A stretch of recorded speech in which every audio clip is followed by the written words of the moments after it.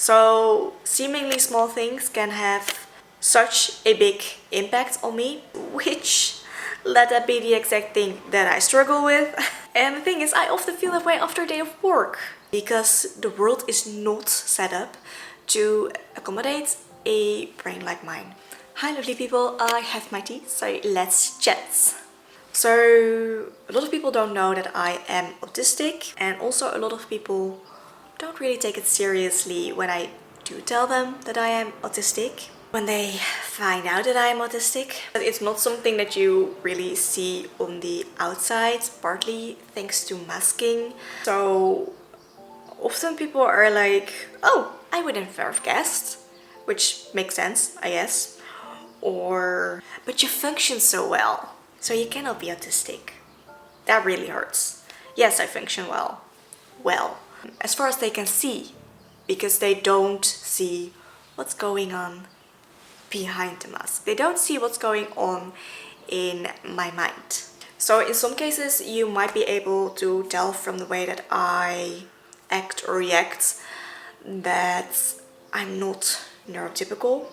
Maybe if you're really if you know autism and its traits, you might be able to tell that I'm autistic. Fair enough. If not, I would never have been able to get a diagnosis, I guess. But it's the brain that works differently. You don't necessarily see it as much from the outside. It's the brain that works in a different way. Not necessarily my body. Yes, I might react or move in maybe slightly different ways because of it, because my brain is in control, I guess, over the rest of me. And in a lot of cases, no, you cannot tell, because I'm masking. I'm masking the difficulties that I have in order to function well in daily life.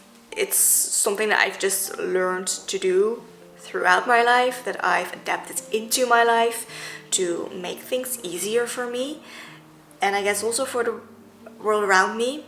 Basically trying to fit in, trying to seem normal. But something that you don't see is the struggle that I actually have with a lot of normal daily things. I love routine. That's no secret. Just take a look at any of my routine videos on this channel. I love routine and I thrive by routine. And I seriously struggle when something in my routine changes or has to change because of something outside of my control. If I'm the one making the change, it's okay. I can handle that. But if there's an outside force that makes me change something in my routine, that is something that I really, really struggle with. It makes the world unpredictable again. I like things that are predictable. And I think this is because we are so focused on the details. We notice all of these little differences and changes in those details. And the filter that's usually there, I think I did a blog post on this as well. You could say it doesn't filter as much with autism. A lot of the little things that neurotypicals don't really notice, because their brain just filters it out so they don't have as much to deal with. Our brain lets those through to our consciousness, which means that we just get a lot more to deal with, really, and to process on a daily basis. So while you might see a tree and notice it's just a tree, because your brain's going to filter out all of those separate leaves and the bark changes in it, someone with autism might actually notice that little crack in that bark and maybe that little bit of moss that's growing there, and then there's another tree that looks slightly different because the moss is growing in a different way and the bark is looking different, and maybe the leaves have a slightly different color or a slightly different way of movement in the wind. Like, our brain just lets through more details. And of course it's going to be different for everyone. We're all individuals. It's going to look different for me than it's going to for someone else with autism. But we notice those little differences more than neurotypicals do, which means that we just get to process a lot more than a lot of neurotypicals do. which is exhausting. So basically anything to make things more predictable for us, for our brain, means that the wind is really going at it. Means that it's not going to take as much energy to deal with that, and it just makes us calmer. It makes me calmer. I'm gonna keep it with me. I like the predictability because it doesn't take as much energy, and the world around me already takes so much energy out of me being able to function in it, that any little bit of predictability that I can bring into it is like a breath of fresh air. It's so nice because it helps me to conserve my energy a little bit and actually make it throughout the day without having a serious meltdown. So yeah, that is something that a lot of people don't see on a daily basis. I mean, it's going to sound ridiculous. Have you ever cried about not being able to buy the bread that you were planning to buy? No, probably not, right? Well, I have. It's not fun.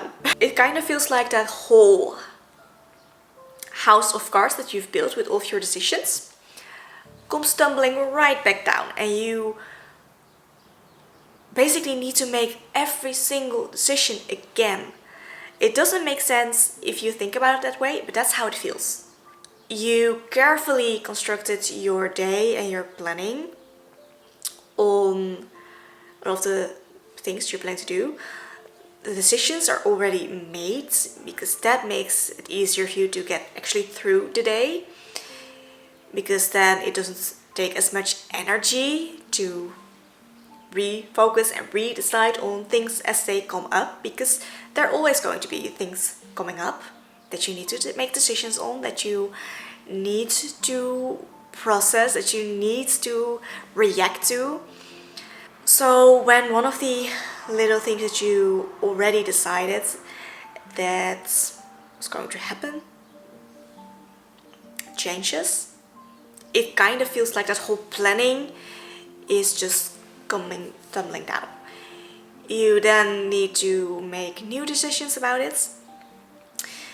It feels like that entire day is not going as you would have wanted to, and it's really difficult to explain this because I know not everyone feels this way and not everyone's going to understand this, but that's the best way that I can explain it.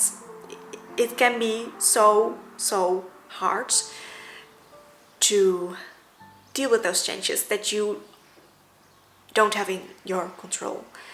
And I mean, if I am well rested and the rest of my day is going smoothly, not being able to buy the bread that I wanted to buy is not going to be too much of a big deal. But if more of those things are happening, the stress is basically going to more and more and more, and at some point it's just too much. It's too much to handle. My energy reserves are zero, and I'm not going to be able to handle such a small thing. That feels like, it feels insane really talking about this, but that's what's happening. And honestly, I mean, in case of the bread, realistically thinking, just buy another bread, no big deal, right? But then what bread do I choose? There are so many types of bread. Am I going to like them? Are they going to be filling enough? Decision fatigue, right there, right then. Probably right upon having a bad night's sleep and other stuff happening. Just things together makes it too much for me to handle. And that's something that I struggle with on a daily or weekly basis. It's not something that you usually see. It's something that I'm trying to mask. It's something that I am really trying to work on in my day-to-day life, to build in that routine, to help me get through my day, so you don't notice it as much, but it's there. And that's something that a lot of people don't realize. So seemingly small things can have such a big impact on me. And like I said, I might be able to handle them just fine if I am not stressed, if I'm well rested.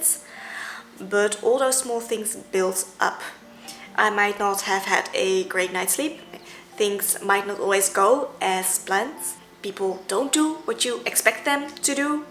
And because of that, you have to improvise, which let that be the exact thing that I struggle with. Maybe someone gives you an extra task that you did not plan for, that you don't feel like there is space for in your planning, and that you now need to accommodate time for that and somehow make it fit in. And again, thinking about it, it might not be a big deal for most people, but it feels like a big deal for me. I feel like I now need to replan my entire day in order to make that little extra thing fit in there. And that is stressful. And these are all things that people don't see in like day-to-day life. It's not something that you see. You may be able to tell when I'm stressed out or when I'm exhausted. I mean, at some point, masking that is gonna be really hard. It's just going to be too much. But it's not usually something that you can see from the outside. And as I said, I usually won't let them see it if I can help it. But that does not mean that there is no struggle there and that there are not the little problems there with that. And that it does not seriously impact me.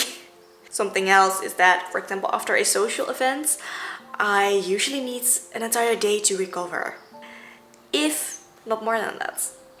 It doesn't mean that I don't enjoy a social event. It can be super fun, of course it can be, but it is draining for me and I really need my time to recover. I mean, if you think about it, like there is the interactions that are difficult for me, all of the improvising basically that it needs, that is difficult for me, it takes energy. Then there's also all of these smells, all of these sounds, all of the sights that my brain does not filter as much as the brain of most people. So if you think about that, maybe you can have a little bit of understanding of how exhausting things like that can be. And the thing is, I often feel that way after a day of work, especially in the busier months. But as I have grown up, I usually cannot just take an entire day to recover after something.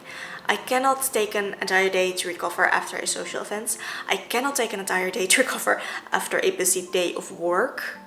And that means that stress and exhaustion build up. And I need to find time somewhere to recover at least enough to make it through the next day. And that's not always easy. So sometimes it really feels like you're constantly on the edge of burnout, whether that's a normal burnout or autistic burnout. I don't know, but it can be really exhausting. In the evenings, I don't do anything. I'm not a social creature in my evenings at all.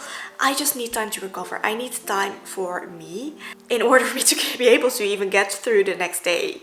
And the same goes for my days off. Usually, I don't do much there. I just need time to rest, to recover. And that's something that a lot of people don't understand. And then there's also this thing where you need time to take care of yourself, to take care of your social relationships like friends and family. You need to take time to take care of your home. It takes a lot out of me because the world is not set up to accommodate a brain like mine. It's not set up to accommodate a neurodivergent brain, which makes sense. I mean, most of the population is neurotypical, so of course the world is going to be set up that way, but realizing that might just help you to understand it a little bit better and might just help you to understand me a little bit better.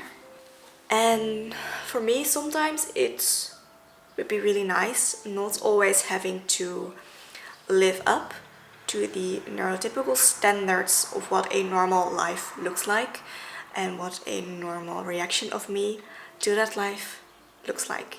Because I'm not neurotypical and my brain just does not work in that way, and trying to make it work in that way is just a whole lot of stress that I cannot handle on top of everything else. So to end this, I think We are both needed in this world. Neurotypicals and neurodiversity, both is needed. I think they both give the world different points of view that can be really helpful, but we don't always understand each other, and sometimes I feel like there's a gap to bridge there, that we can really work on learning how to understand each other and to be okay with us being different. So I'm gonna leave it here for today. I feel like I have talked for way too long. Yes, I have. I'm gonna have a hell of a time editing this down to an acceptable length video. So let me know. Are you dealing with neurodiversity? Are you not? Either yourself, maybe someone close to you. I would really like to hear your experience. Also, if you want me to dive a little bit deeper on anything regarding this topic, maybe overstimulation or changes or whatever, let me know and I'll see if I can maybe do that for you, if you are interested in hearing my part of that story, I guess. For now, I wish you a lovely rest of your day and I will see you in my next video. Bye!